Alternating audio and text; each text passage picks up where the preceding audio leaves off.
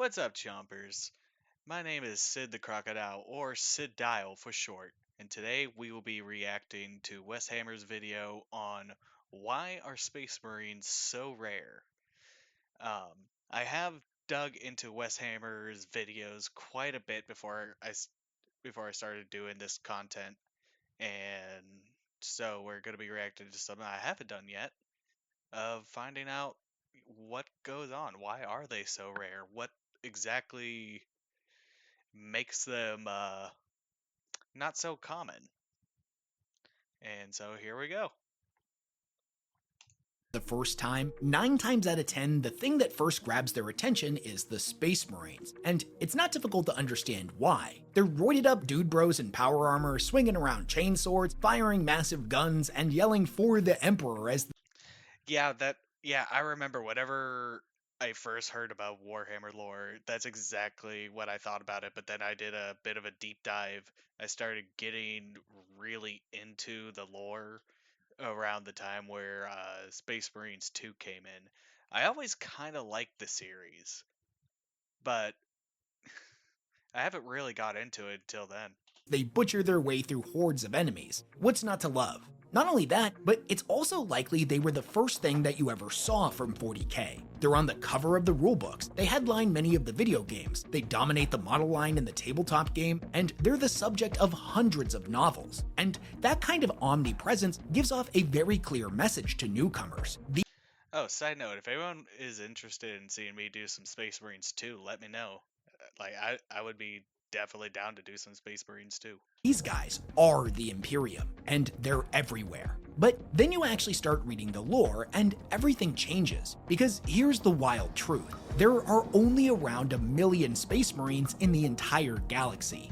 1 million. That's a single Space Marine for every world that the Imperium controls. The same Imperium, mind you, that has a population estimated to be in the quintillions, That is very shocking numbers. That is definitely not a lot of Space Marines at all.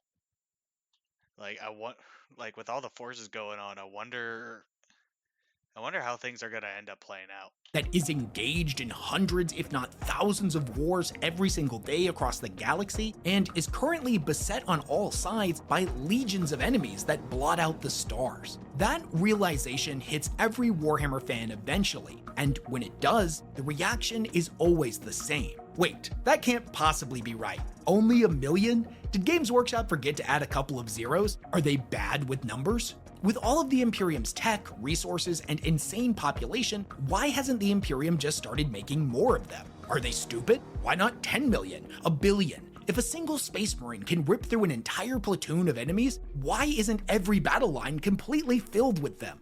Well, here's the thing. This isn't just about numbers, it's about control. Yes, the Space Also, Marines are something rare tells because of me limitations. something tells me that a part of it also is cost. Like obviously there's going to be a lot darker reasons. Like I remember hearing that the process to become a Space Marine is can be very lethal. Like it's very easy to kill you. As to how, I don't know specifically, as we'll find out in this video. But yeah, I would imagine also a bit of the cost as well. You know, the time and resources to make one Space Marine, I can't imagine would be all too cheap. In gene seed production. Yes, the trials needed to create them are grossly inefficient and end up killing thousands of able-bodied young men in order to produce a very small handful of super soldiers. Yes, the Codex Astartes puts strict limitations on how many Marines a chapter can have. These are all true, and we're going to get into all of them in this video. But the real reason, the one that nobody talks about, is that the Imperium, and more importantly, those who are in the highest positions of authority, are absolutely terrified of them. From the ashes of the Horus Heresy to the secretive manipulations of the High Lords, the Adeptus Astartes haven't just been limited, they've been leashed, monitored, weakened, kept deliberately small. Not because they couldn't be more, but because those in power have spent the last 10,000 years making damn sure they wouldn't be. Once you realize this, the deeper you dig, the more disturbing it gets. The story of why there are Like seriously, look at this artwork. Just it's fucking gorgeous. so few Space Marines isn't a footnote, it's a warning. Whoever does the So, art, in this video, we're going to break down the people that exactly do the why the artwork, Adeptus Astartes are like, so dude, rare. We'll dive into they Gene Seed are production, the fantastic Codex at it. Astartes, the aftermath of the heresy, political paranoia, and a whole lot more. But before we get into it, I gotta tell you all about this amazing new game called Fistau. These with deep stakes to defeat. Effect card, Skip card the equipment, lab, end. new from with real the game users. We're talking 10,000 root scroll. So you can the limitation. Oh, Big thanks to Fistau for sponsoring this two-bit. video. We did a little too So, bit the limitations on much. how many Space Marines can ever be in active service at any given point in time can trace their origins all the way back to the Horus Heresy. Now, as many of you know, in its aftermath, Rabute Gilliman, Primarch of the Ultramarines, created the Codex Astartes that famously broke up the 9 Loyalist legions. Now, in the past, a legion could have anywhere from 50 to over 250,000 Space Marines. Now, all of the chapters would be capped at roughly 1,000 active Battle Brothers. And wait a minute, hold up, I can hear you typing in the comments already. Yes, this did exclude things like Dreadnoughts, Chapter Command, specialists like Apothecaries and Librarians, and future Battle Brothers like Neophytes, Aspirants, and Scouts. But the core fighting force of Battle Brothers was to remain fixed, small, tight, and controlled. But why did they do this? The reason's honestly pretty complex, and we're gonna get into it throughout this video. That guy right there, doesn't it kind of look like he has like a face hugger? I swear to God, like, hold on. Eh, Yeah, this guy right here. Doesn't it kind of look like he has a face hugger on his face? But the most obvious I don't and know, well maybe it's just like documented reason angle. was pretty straightforward. It was done to prevent another heresy from happening. See, another case of some beautiful fucking art. Look at that. I would totally love to do. I would totally love to just like get the shoulder pads made in real life just to fucking walk around. That, like, oh my god, that's so gorgeous. In the future. Gilliman believed that the legions had become dangerously centralized. If a single man, be they mortal, Astartes, or even Primarch, could fall to corruption and take hundreds of thousands with him, then it could happen again. With the Emperor now entombed upon the Golden Throne, Gilliman believed that no man, no matter how genetically engineered or seemingly incorruptible, should ever be allowed to wield that much power again. In this way, breaking up the legions into smaller chapters was an insurance policy for the Imperium. And sure, that makes perfect sense, at least at the time. The heresy was apocalyptic. In the span of only 9 years, the galaxy had changed. Everything they thought they knew had changed. And in order to survive, Gilliman understood that the Imperium would need to adapt and change as well. But here's the thing. In the 10,000 years that would inevitably follow the heresy, the galaxy never stopped changing. In fact, I would dare say, things were gonna get so much worse. The Imperium now, in the 41st millennium, faces threats far beyond anything that existed back then. The Necrons have awoken with planet-killing weapons, the Tyranids are invading from every direction, Holy Terra itself has been invaded by orcs, gene-stealer cults, and in recent years has experienced full-blown demonic incursions. Not to mention the Great Rift, which split the galaxy in half and plunged half of the Imperium into darkness, entire sectors being forced to fend for themselves. Tens of thousands of planets now forced into a desperate bid for survival with no hope of reinforcements. Since the Horus Heresy, the Imperium has faced apocalypse after apocalypse after apocalypse, but no matter how bad things tend to get, the limitations within the Codex have never been overruled. Why? Why would the Imperium continue to shackle its greatest weapon? I mean, sure, as we've already covered, they were trying to prevent another civil war, and See the whole hood with the skull. that makes sense. But I love it's it. like, my dude, look around you. The galaxy is on fire. World after world has been burned in the despoiler's wake, and we are standing on the precipice of complete and utter oblivion. In that context, what possible reason could the High Lords of Terra have for refusing to scale up Space Marine? You know, something I always wonder with Adeptus Mechanicus and all that. Like, I know these guys probably aren't it, but something I've always wondered: do you think these guys ever get like phantom paint? Because the face is flesh, and then it looks like the cybernetics are really crudely placed. Do you ever think that they have like phantom pains or like pain that's going on in like their face and all that with how heavy all the augmentation is? In production? Is it simply a matter of logistics, or is there something deeper? Maybe even darker? Fun fact, it's literally both, but let's get the logistical side out of the way first, because it's a lot easier to quantify. Creating a transhuman super soldier isn't exactly a walk in the park. It's not just some big recruitment drive. It's a brutal arcane process that requires rare biological resources, exacting surgical procedures, and highly specialized equipment. We're talking about everything used in their operation, like the sacred tools of the apothecary, to the things the Space Marines will end up using, like power armor and hyper-specialized equipment, to even combat servitors that will be used in their training. But let's simplify all this and focus specifically on the resource that matters most, and that's Gene Seed. Gene Seed is the biological blueprint that makes a Space Marine a Space Marine. It enables the implementation of 19 specialized organs that turn a regular human into a living weapon. Each chapter's Gene Seed Yeah, sorry for pausing there. I misclicked. is derived from its Primarch and is considered precious, limited, and slow to cultivate. In order to get more Gene Seed, it has to be grown inside of existing Space Marines using two progenoid glands, one that can be harvested after a few years, and another that can only be harvested after their death.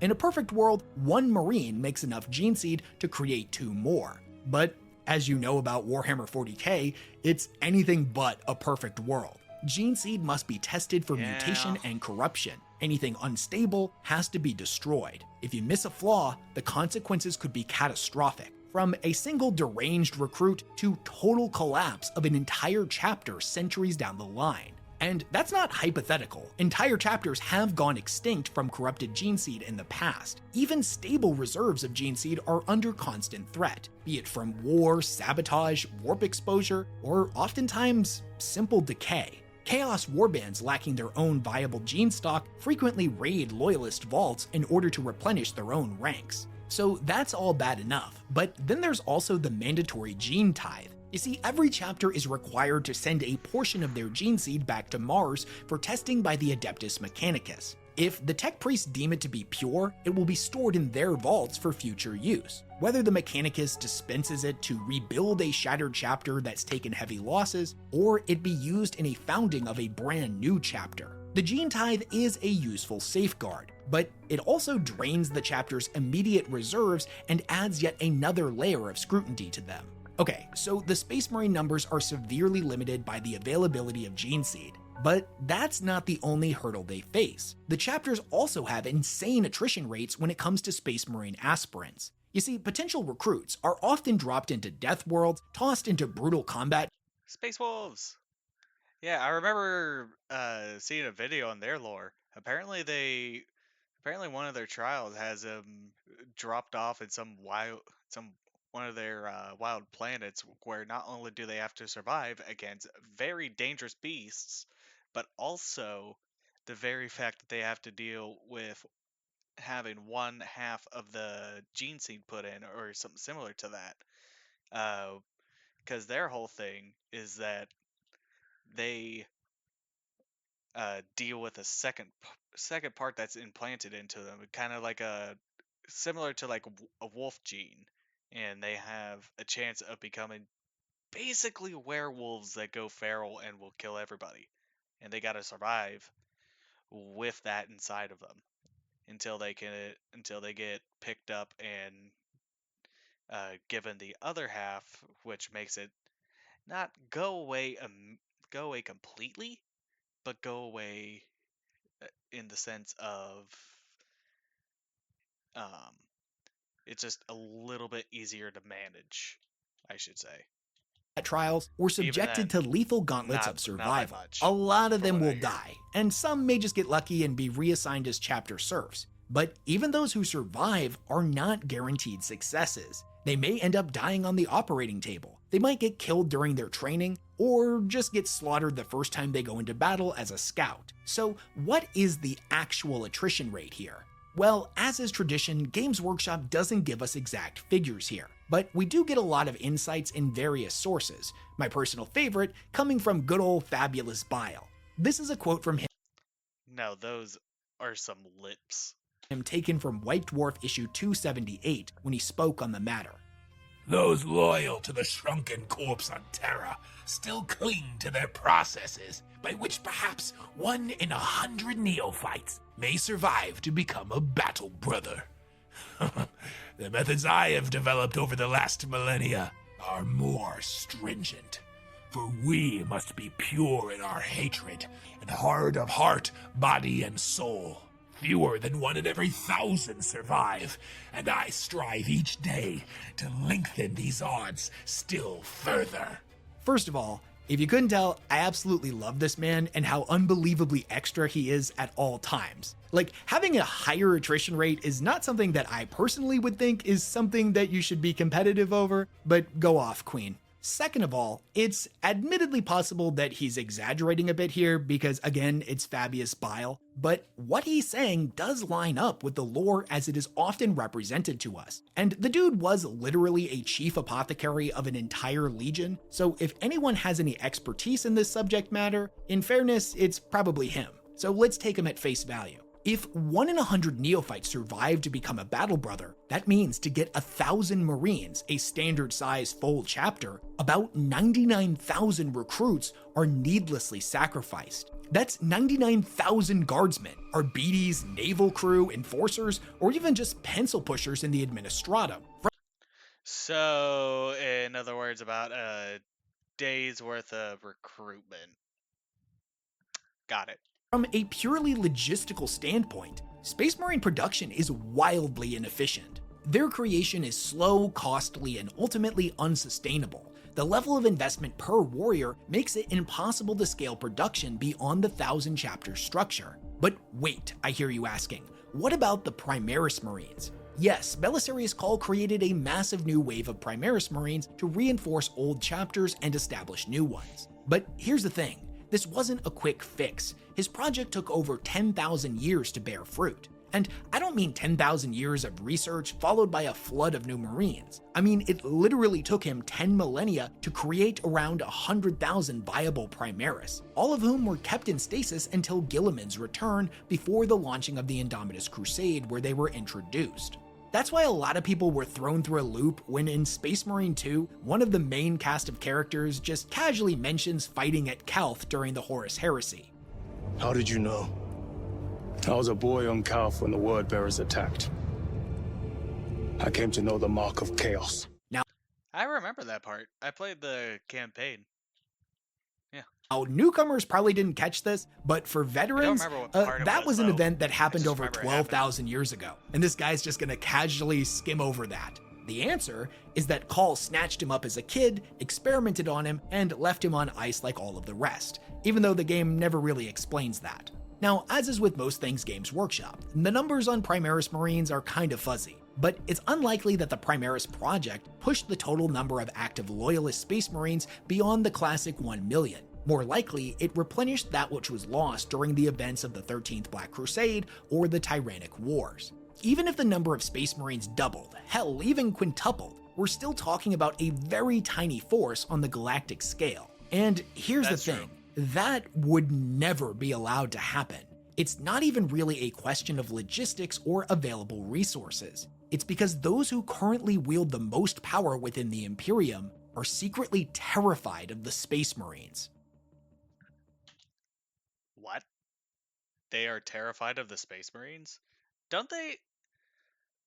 No, those guys are just for the Emperor, the Primaris.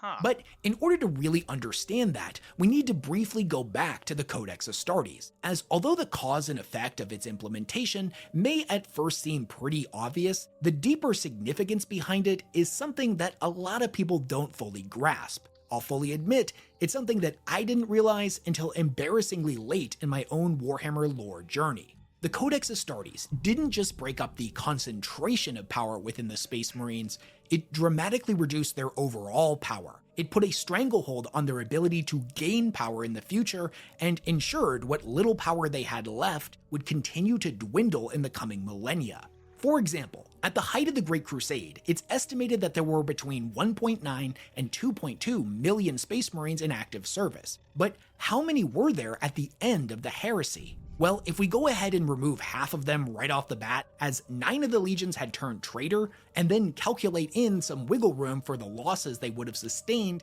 there were almost certainly below a million. But we don't really know how many of them there were in total at that specific moment in time, so we'll factor in the period of rebuilding that took place after the Siege of Terra, and we'll call it a solid 1 million just to make this analogy easier. Now, this is the part that tends to trip people up. If there was 1 million loyalist Space Marines at the end of the heresy, and now there's still only 1 million Space Marines in the 41st millennium, did anything really change? 1 million is still 1 million, whether it's spread across 9 legions or 1,000 chapters, right? So then technically, aren't the Space Marines just as powerful as they were before?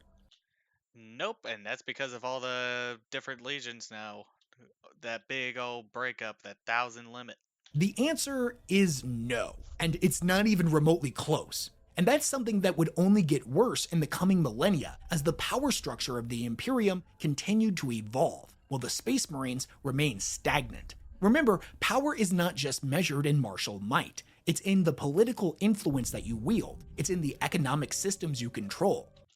Yeah, although I never really cared for real life politics, I've always cared for like in-game politics, like politics in a story. Those are what always interested me. Sometimes it's like much higher stakes, sometimes higher stakes within the story, I should say. It's in the territory you hold, the information you're privy to, the unity of your members, the strength of your alliances, the rewards you can give for loyalty, the threats you have the means of backing up, etc., etc. The Codex systematically crushed every aspect of the Space Marines' power. It shackled their independence and ensured they could never again operate at the same scale, or with the same authority that they held during the Great Crusade or even in the Heresy.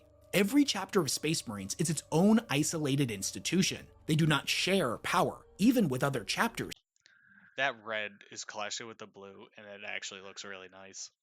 that share the same genetic legacy and Primarch. If you want a perfect example of what this looks like in practice, just read The Devastation of Baal. In that book, we see all of the Blood Angel's successor chapters rally on Baal to defend their genetic father's homeworld. And despite all of them being sons of Sanguinius, there's almost nothing unified about them. 10,000 years of separation has fractured them into radically different cultures, doctrines, and mindsets. Some are grim and monastic, others are wild, brutal, and rigidly dogmatic. They regard each other with mistrust, sometimes openly and sometimes quietly. As a legion, they numbered in the tens of thousands. They shared intelligence, equipment, and a unified vision. They marched under a single banner, a single name, and a single command structure. But that's all long gone. And this isn't exclusive to the Sons of Sanguinius. Really, it doesn't matter which Loyalist Legion we're talking about, as all of the successor chapters are the same. They operate alone. They have their own priorities, their own goals, and their own internal politics. They don't just keep secrets from the Imperium, they keep secrets from each other. They jealously guard their chapter's resources, both tangible and intangible, to be used as bargaining chips in future endeavors, That's not oftentimes surprising. to their own detriment. They will go to great and terrible ends in the short term to cover up any secrets or damning evidence that could possibly be used against them in the long term. The unified legions could once shape the course of entire campaigns, command entire sectors, and influence policy at the highest levels of the Imperium. Now, they're glorified hit squads, with limited reach, monitored constantly, and beholden to the will of distant bureaucrats. Yes, on paper, chapters are still autonomous. They govern themselves, choose their battles, and act as they see fit in terms of day-to-day operations and the handling of internal affairs. They still wield a considerable amount of influence within the Imperium, but this is all within and limited by the rigid framework set by the Codex and enforced by those who wield the greatest levels of power. Yep, that's not surprising. There will always be a bigger fish than you in the pond known as politics. The High Lords of Terra, the Inquisition, the Administratum, and countless other institutions that cropped up long after the heresy ended. You gotta remember that at the height of the Space Marines' power in the Great Crusade, through to the end of the Heresy, none of the aforementioned organizations existed, or at bare minimum, they were in their infancy. The precursor to the High Lords did not speak with the authority of the Emperor himself. The Ecclesiarchy was an underground cult and not a galactic superpower. The Inquisition was just a gleam in Malcador's eye. The Mechanicum had been split by civil war, and the precursor to the Adeptus Mechanicus was a group of refugees that had fled the fighting on Mars. The Navigators were necessary mutants planned to be disposed of after the Emperor completed his Webway project, not some of the most wealthy and powerful households in the galaxy. As the millennia rolled on, and the Imperium grew ever more fractured and chaotic, they increasingly relied on these institutions and many more to maintain order. As the power and influence of the Space Marines was reduced, these institutions by contrast grew ever more absolute in theirs. And within the upper echelons of the Imperial hierarchy, within the halls of every single one of these institutions, is quietly, oftentimes behind closed doors, shared a single truth. Even in their reduced state, these people, those in charge, are terrified of the Adeptus Astartes. And if I'm being honest with you, you can't really blame them for that. Don't get me wrong, the fact that they kicked off the bloodiest civil war in mankind's history, coupled with the fact that even after that, they still routinely fall to chaos, definitely plays a major role in this. But even if that wasn't the case, what they are at their core, what they represent at the most fundamental level, is something that invokes feelings of nihilistic and existential dread for anyone who stops to think about it for more than like a minute. See, if you're in that situation where you're staring up at your potential killer like this, what would you do? Would you just die? Would you fight? Would you try to say something quirky? What would you do? These aren't mere soldiers. They're engineered superhumans, stronger, faster, smarter, and longer lived than any normal mortal. Some may scoff and call them mutants. Others insist that they're so far removed from humanity that they should be labeled an entirely different species. However you choose to define the Space Marines, it's ultimately irrelevant. They are not simply the offspring of humanity. They are the species perfected. They are mankind's replacement. Now, I know I reference this short story pretty often in my videos, but I'm gonna do it again because I think it applies here. In the story The Kaban Project, this fear that I'm talking about is articulated perfectly. At one point in the story, the main character states that it is the nature of a superior species enslaved to a weaker one to eventually question and inevitably reject that servitude. It is a mathematical certainty that they will rebel and replace them. It's not a question of if, but of when. Interestingly enough, this short story is talking about AI, and it's specifically referencing humanity's fear of AI due to that whole cybernetic revolt thing at the end of the Dark Age of technology, where the AI rose up and almost killed everybody. Whether the bureaucrats of the Imperium realize it or not, transhuman superiority is viewed through the same subconscious lens as the superiority of abominable intelligence. Yeah, I remember learning about this, and it was because of that AI rebellion that from now on that humanity had to limit their technology. They couldn't go past a certain point, other because they were afraid that the AI thing would happen once again. And they used to have some very powerful shit. I think there was something called it was either called a star eater or a sun eater or a planet eater. And yeah, that's some scary shit. Whether consciously or unconsciously, the Imperium knows that it cannot trust the Space Marines, because in the long run, they cannot be controlled. Rebellion is inevitable. Now, this part is my own personal headcanon, so take it with a grain of salt, but I'm like 99.9% convinced that this is why the Emperor chose to make the Space Marines infertile, and probably played a role in why he designed them to be a monogendered faction. If they could reproduce naturally, the inevitable point in time that he would have known about, where they would stop serving mankind and begin to replace it, would likely have come far before they had outlived their usefulness as his angels of death, the point in time where he was ready to retire them. So the chapter system, in a sense, it wasn't just a tactical way to prevent civil war, it was a leash, a failsafe, a way to keep an increasingly dangerous cast of demigods on a short tether and to make sure they stayed there. By the time of the 41st millennium, the Codex is no longer the only thing really binding their power. There's a lot of other things as well. A quick few examples being either the Ordo Astartes within the Inquisition that exists specifically to monitor the Space Marines for deviation, or even the Space Marine chapter known as the Minotaurs, which is often referred to as the High Lord's attack dogs.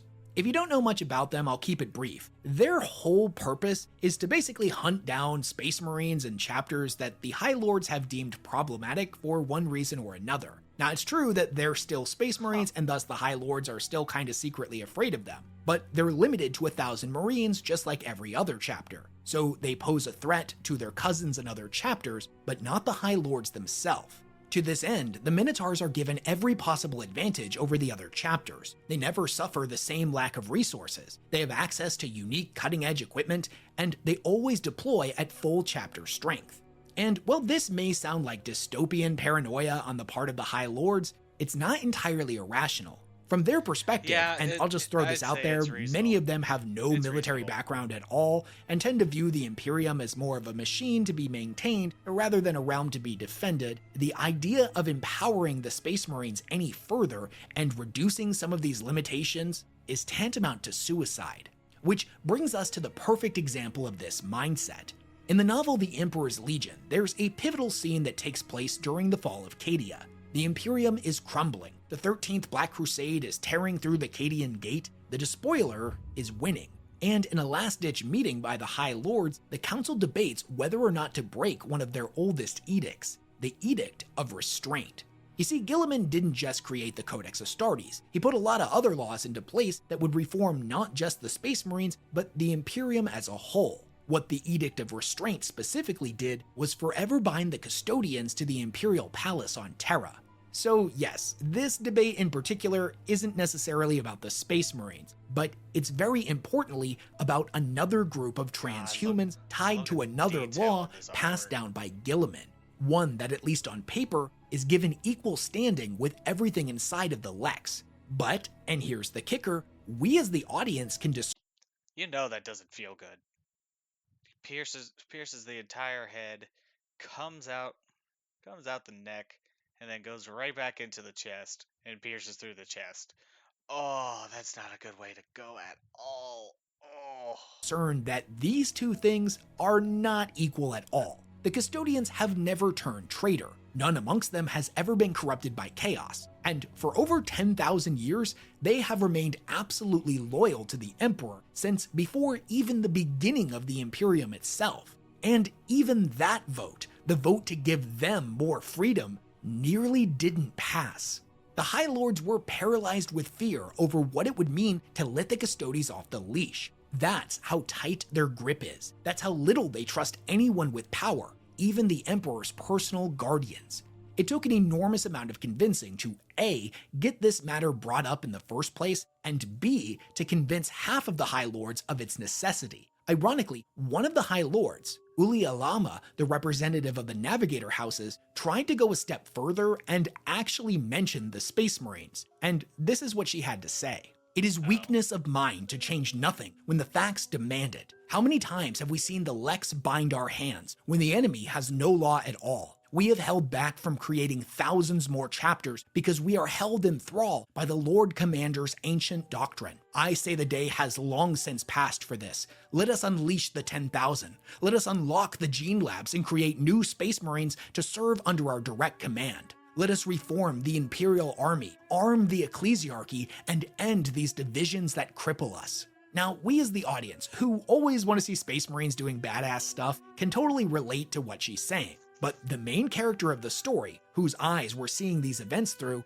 is absolutely horrified. He's like, what the hell do you think you're doing? Don't mention the Space Marines. Do you have any idea how much work it took the Council to debate just letting the custodians off the leash? You're gonna ruin everything. Now, thankfully for him, there's only a little bit of back and forth here, where the Fabricator General of the Martian priesthood, who is against the motion, insists that it's not super soldiers that win the Imperium's wars, but it's uncounted masses. Always has been. Then the Council does inevitably get back on topic.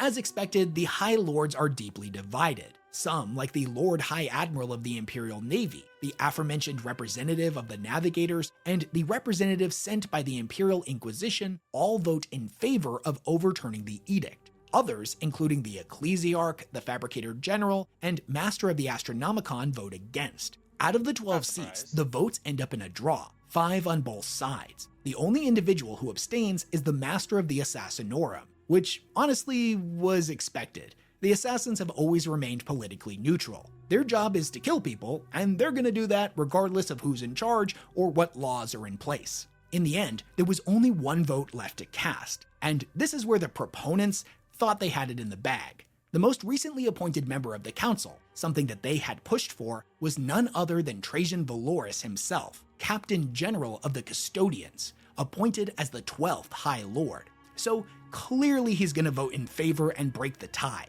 But before he casts his vote, he issues a warning to the council. He basically lays it out for them, that the Custodians are loyal to the Emperor first and foremost, not to the Imperium and not to the High Lords. At this moment in time, their interests were aligned, but that might not be the case in the future. After the vote is passed to repeal the Edict of Restraint, there would be no going back. He goes to cast his vote, and to the pro side's horror, he puts his hand out palm down, indicating that he's about to unthinkably vote no. Even the Captain General of the Custodians thinks that this is a bad idea. However, before his palm can touch the table and his vote actually be cast, the Vox system starts to go absolutely crazy. Dozens of calls are all coming in at once. It was the exact moment when the terrible news reached Terra. The battle for Cadia was over. It had fallen, and the Despoiler had won.